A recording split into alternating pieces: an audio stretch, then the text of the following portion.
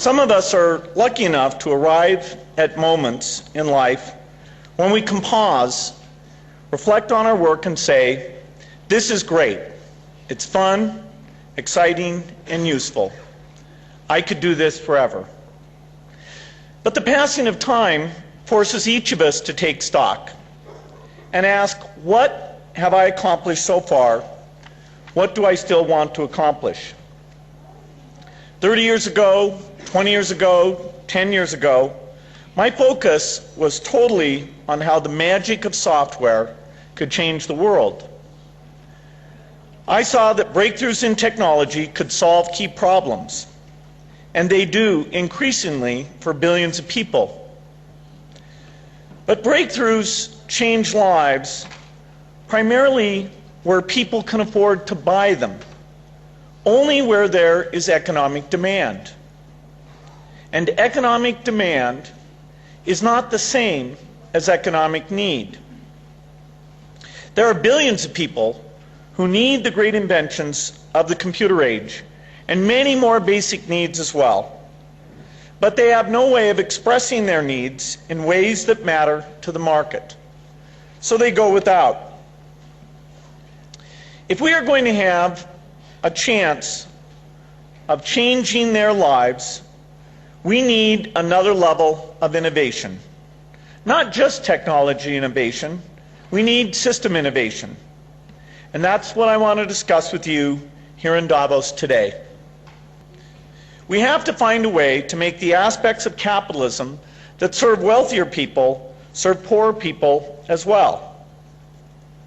The genius of capitalism lies in its ability to make self-interest serve the wider interest. The potential of a big financial return for innovation unleashes a broad set of talented people in pursuit of many different discoveries.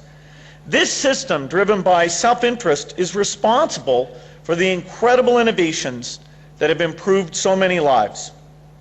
But to harness this power so it benefits everyone, we need to refine the system. As I see it, there are two great forces of human nature: self-interest and caring for others. Capitalism harnesses self-interest in a helpful and sustainable way, but only on behalf of those who can pay. Government aid and philanthropy channel our caring for those who can't pay. But to provide rapid improvement for the poor, we need a system that draws in innovators and businesses in a far better way than we do today.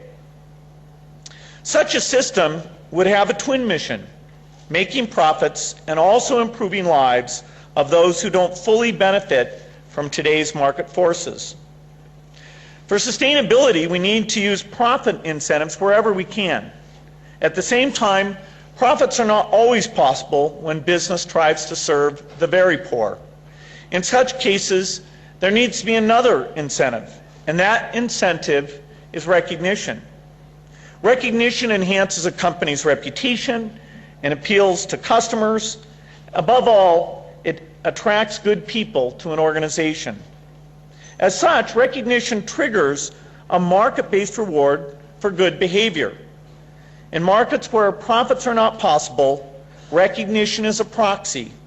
Where profits are possible, recognition can be an added incentive. This week's Economist had a special section on corporate social responsibility, and it put the problem very nicely. It said it's the interaction between a company's principles and its commercial competence that shape the kind of business it will be.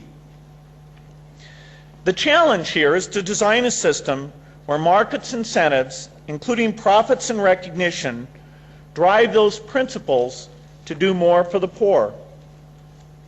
I like to call this idea creative capitalism, an approach where governments, businesses, and nonprofits work together to stretch the reach of market forces so that more people can make a profit or gain recognition doing work that eases the world's inequities. Some people might object to this kind of market-based social change, arguing that if we combine sentiment with self-interest, we will not expand the reach of the market, but reduce it. Yet Adam Smith, the very father of capitalism and the author of Wealth of Nations, who believed strongly in the value of self-interest for society, opened his first book with the following line: How selfish soever man may be supposed, there are evidently some principles in his nature which interest him in the fortune of others and render their happiness necessary to him, though he derives nothing from it except the pleasure of seeing it. Creative capitalism takes this interest in the fortune of others and ties it to our interest in our own fortunes in ways that help advance both. This hybrid engine of self-interest and concern for others can serve a much wider circle of people than can be reached by self-interest alone. My thinking on this subject has been influenced by many different experiences, including the work Microsoft does to address inequity. For the past 20 years, Microsoft has used corporate philanthropy as a way to bring technology to people who don't have access. We've donated more than $3 billion in cash and software to try to bridge the digital divide. But our greatest impact is not just free or inexpensive software by itself, but rather when we show how to use technology to create solutions. And we're committed to bring more of that expertise to the table. Our product and business groups throughout the world and some of our very best minds in our research labs, including a special focus in our research lab in India, are working on new products, technologies, and business models that can make computing more accessible and more affordable. Because many of today's advanced products have low marginal costs, whether it's software or medicines or media, so many things, this idea of tiered pricing to offer valuable goods for the poor in a way they can afford it can be used more broadly than ever before. These projects, I think, provide a hint of what we can accomplish if people who are expert on needs in the developing world meet with scientists who understand what the breakthroughs are, whether it's in software or drugs. Together they can help find poor world applications for the very best ideas. Another approach to creative capitalism is simply to help the businesses in the poor world reach markets in the rich world. Tomorrow morning I'll announce a partnership that gives African farmers access to the premium coffee market with the goal of doubling their income from coffee crops.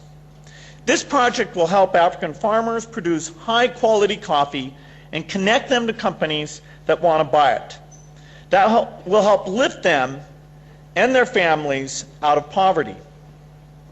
Finally, one of the most inventive forms of creative capitalism involves someone we all know well. A few years ago, I was sitting at a bar here in Davos with Bono. Late at night, after a few drinks, he was on fire, talking about how we could get a percentage of each purchase from civic-minded companies to help change the world. He kept calling people, waking them up, and handing me the phone to show me the interest. Well, it's taken time to get this going, but he was right. If you give people a chance to associate themselves with a cause they care about while buying a great product, they will. That was how the RED campaign was born here in Davos. RED products are available from companies like Gap, Motorola, and Armani. Just this week, Dell and Microsoft joined the cause. Over the last year and a half, RED has generated $50 million for the Global Fund to fight AIDS, tuberculosis, and malaria. As a result, nearly 2 million people in Africa are receiving life-saving drugs today. This is a worldwide movement, and we all have the ability and the responsibility to accelerate it. I'd like to ask everyone here, whether you're in business, government, or the nonprofit world, to take on a project of creative capitalism in the coming year and see where you can stretch the reach of market forces to help push things forward. Whether it's foreign aid or charitable gifts or new products, can you find a way to apply this so that the power of the marketplace helps the poor? I hope corporations will dedicate a percentage of their top innovators' time to issues that could help people left out of the global economy. This kind of contribution is even more powerful than giving cash or offering employees time off to volunteer. It is a focused use of what your company does best. It is a great form of creative capitalism because it takes the brain power that makes life better for the richest and dedicates some of it to improving the lives of everyone else.